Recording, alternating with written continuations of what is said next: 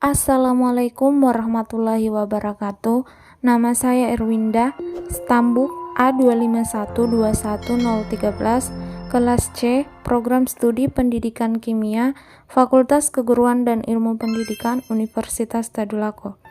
Baik, di video kali ini kita akan membahas sistem filsafat pendidikan yang terbagi menjadi 5, yaitu progresivisme, esensialisme, perennialisme, rekonstruksionisme, dan eksistensialisme. Nah, di sini pada video ini kita akan membahas 2 aliran, yaitu progresivisme dan aliran esensialisme. Nah, sebelum membahas kedua aliran itu, kita harus tahu apa pengertian dari pendidikan. Nah, pendidikan itu sendiri merupakan salah satu jalan untuk membentuk manusia menjadi pribadi cerdas, bermoral, dan bertanggung jawab. Melalui pendidikan, seseorang dapat mengembangkan sikap, pengetahuan, maupun keterampilan secara optimal. Dalam Undang-Undang Nomor 20 Tahun 2003 tentang Sistem Pendidikan Nasional disebutkan bahwa pendidikan adalah usaha sadar dan terencana untuk mewujudkan suasana belajar dan proses pembelajaran agar peserta didik secara aktif mengembangkan potensi dirinya untuk memiliki kekuatan spiritual keagamaan, pengendalian diri, kepribadian, kecerdasan, akhlak mulia, serta keterampilan yang diperlukan dirinya, masyarakat, bangsa, dan negara. Dalam konteks ini, pendidikan nasional Indonesia berfungsi mengembangkan kemampuan dan membentuk watak serta peradaban bangsa yang bermartabat dalam rangka mencerdaskan kehidupan bangsa. Di samping itu, bertujuan untuk berkembangnya potensi peserta didik agar menjadi manusia yang beriman dan bertakwa kepada Tuhan Yang Maha Esa, berakhlak mulia, sehat, berilmu, cakap, kreatif, mandiri, dan menjadi warga negara yang demokratis serta bertanggung jawab. Nah, setelah mengetahui pengertian dari pendidikan, kita masuk ke aliran progresivisme. Pengertian dari progresivisme. Banyak sekali pendapat mengenai pengertian progresivisme ini.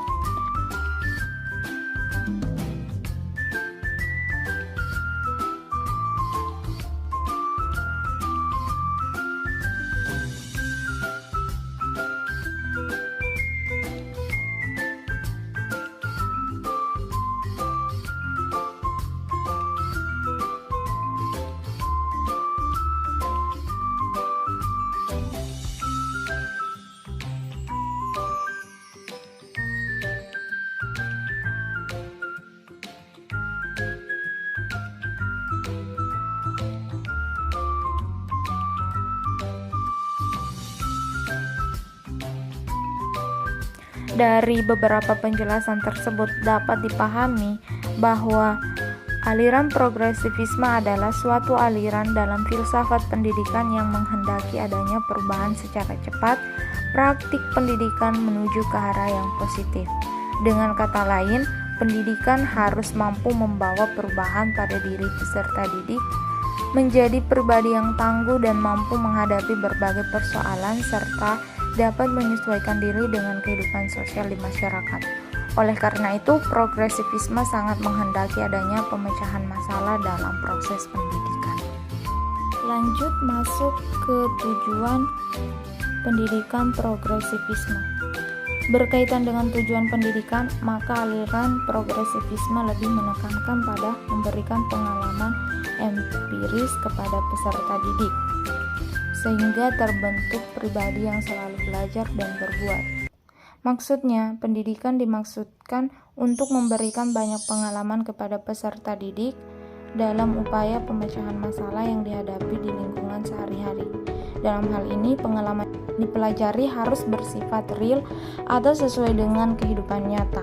Oleh karenanya, seorang pendidik harus dapat melatih anak didiknya untuk mampu memecahkan problem-problem yang ada dalam kehidupan. Sejalan dengan itu, tujuan pendidikan progresivisme harus mampu memberikan keterampilan dan alat-alat yang bermanfaat untuk berinteraksi dengan lingkungan yang berbeda dalam proses perubahan secara terus-menerus. Yang dimaksudkan dengan alat-alat adalah keterampilan pemecahan masalah atau problem solving yang dapat digunakan oleh individu untuk menentukan, menganalisis, dan memecahkan masalah. Pendidikan bertujuan agar peserta didik memiliki kemampuan memecahkan berbagai masalah baru dalam kehidupan pribadi maupun kehidupan sosial, atau dalam berinteraksi dengan lingkungan sekitar yang berada dalam proses perubahan. Dalam konteks pendidikan di Indonesia, maka tujuan pendidikan menurut progresivisme ini sangat senada dengan tujuan pendidikan nasional yang ada di Indonesia. Menurut Undang-Undang Nomor 20 Tahun 2003 tentang Sistem Pendidikan Nasional disebutkan bahwa pendidikan bertujuan untuk berkembangnya potensi peserta didik agar menjadi manusia yang beriman dan bertakwa kepada Tuhan Yang Maha Esa, berakhlak mulia, sehat, berilmu, cakap, kreatif, mandiri, dan menjadi warga negara yang demokratis serta bertanggung jawab. Jadi berdasarkan pengertian ini, maka aliran progresivisme sangat sejalan dengan tujuan pendidikan yang ada di Indonesia. Nah, kemudian masuk di kurikulum pendidikan progresivisme. Aliran progresivisme menghendaki kurikulum dipusatkan pada pengalaman yang didasarkan atas kehidupan manusia dalam berinteraksi dengan lingkungan yang kompleks. Namun dalam hal ini progresivisme tidak menghendaki adanya mata pelajaran yang diberikan terpisah, tetapi harus terintegritas dalam unit. Zuhairini menyebutkan core kurikulum harus mengandung integritas kurikulum dengan mengutamakan metode problem solving. Aliran progresivisme disebutkan sebagai salah satu yang mendasari pengembangan kurikulum 2013. Dikarenakan dalam kurikulum 2013, pendekatan pembelajaran yang dilakukan ialah pendekatan saintifik, di mana pendekatan saintifik ini lebih menekankan pada pemecahan sebuah masalah atau problem solving. Yang dimaksudkan pendekatan saintifik yaitu pembelajaran dilakukan dengan kegiatan mengamati, menanya, mengumpulkan informasi, menalar, dan mengkomunikasikan. Jadi dapat dipahami bahwa kurikulum 2013 sangat cocok dengan pandangan aliran progresivisme. Kemudian belajar dalam pandangan progresivisme. Menurut aliran progresivisme, belajar dilaksanakan berangkat dari asumsi bahwa anak didik bukan manusia kecil, melainkan manusia seutuhnya yang mempunyai potensi untuk berkembang, yang berbeda kemampuannya, aktif, kreatif, dan dinamis, serta punya motivasi untuk memenuhi kebutuhannya. Dalam konteks ini, belajar semestinya dilaksanakan dengan memperhatikan berbagai potensi yang dimiliki oleh anak didik. Oleh karena itu, dalam pandangan progresivisme, belajar harus dipusatkan pada diri siswa, bukan guru atau bahan pelajaran.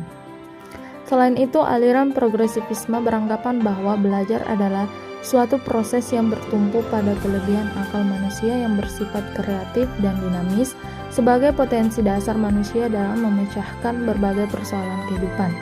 Belajar dalam konteks ini harus dapat memberikan pengalaman yang menarik bagi anak, sehingga mampu diaplikasikan dalam kehidupan nyata. Kemudian peran guru dalam pandangan progresivisme. Dalam pandangan progresivisme terdapat perbedaan antara peran guru dan siswa dalam kegiatan pembelajaran. Karena prinsip pembelajaran progresivisme menghendaki pembelajaran yang dipusatkan pada siswa. Adapun peran guru menurut aliran progresivisme ialah berperan sebagai fasilitator, pembimbing, dan pengarah bagi siswa.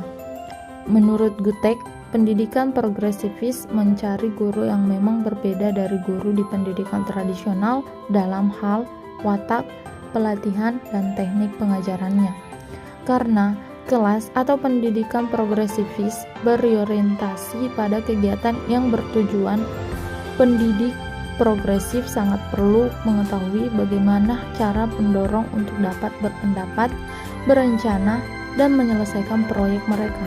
Selain itu, guru juga perlu mengetahui bagaimana tahapan kerja kelompok karena pola dasar pengajaran progresif berpusat pada partisipasi kelompok. Aliran progresivisme ini menyatakan bahwa tugas guru sebagai pembimbing aktivitas anak didik atau siswa dan berusaha memberikan kemungkinan lingkungan terbaik untuk belajar. Sebagai pembimbing, ia tidak boleh menonjolkan diri, ia harus bersikap demokratis dan memperhatikan hak-hak alamiah anak didik secara keseluruhan. Masuk ke aliran yang kedua, yaitu aliran esensialisme. Esensialisme berpendapat bahwa perubahan merupakan suatu kenyataan yang tidak dapat diubah dalam kehidupan sosial. Mereka mengakui evolusi manusia dalam sejarah, namun evolusi itu harus terjadi sebagai hasil desakan masyarakat secara terus-menerus. Perubahan terjadi sebagai kemampuan inteligensi manusia yang mampu mengenal kebutuhan, cara-cara bertindak, organisasi, dan fungsi sosial. Esensialisme percaya bahwa pendidikan harus didasarkan kepada nilai-nilai kebudayaan yang telah ada sejak awal peradaban umat manusia. Secara umum, esensialisme adalah model pendidikan transmisi yang bertujuan untuk membiasakan siswa hidup dalam masyarakat masa kini. Masuk ke peranan guru. Bagi kaum esensialisme, guru seharusnya berperan aktif dalam pembelajaran. Ia sebagai penanggung jawab, pengatur ruangan, penyalur atau transmitter pengetahuan yang baik, penentu materi, metode, evaluasi, dan bertanggung jawab terhadap seluruh wilayah pembelajaran. Guru juga berperan sebagai mediator atau jembatan antara dunia masyarakat atau orang dewasa dengan dunia anak. Dengan demikian, inisiatif dalam pendidikan ditekankan pada guru, bukan pada peserta didik. Kemudian peranan siswa. Peranan peserta didik adalah belajar, bukan untuk mengatur pelajaran. Belajar berarti menerima dan mengenal dengan sungguh-sungguh nilai-nilai sosial oleh angkatan baru yang timbul untuk ditambah dan dikurangi dan diteruskan kepada angkatan berikutnya. Esensialisme merupakan suatu filsafat yang menghendaki pendidikan bersendikan nilai-nilai yang tinggi dan menduduki posisi substansional dalam kebudayaan. Tugas pendidikan adalah sebagai perantara atau pembawa nilai yang ada di luar ke dalam jiwa peserta didik. Oleh karena itu, peserta didik perlu dilatih agar memiliki kemampuan observasi yang tinggi untuk menyerap ide-ide atau nilai-nilai yang berasal dari luar dirinya.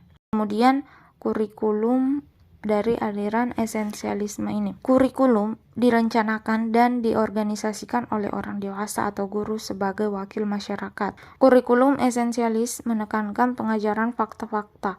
Kurikulum itu kurang memiliki kesabaran dengan pendekatan-pendekatan tidak langsung dan introspektif yang diangkat oleh kaum progresivisme.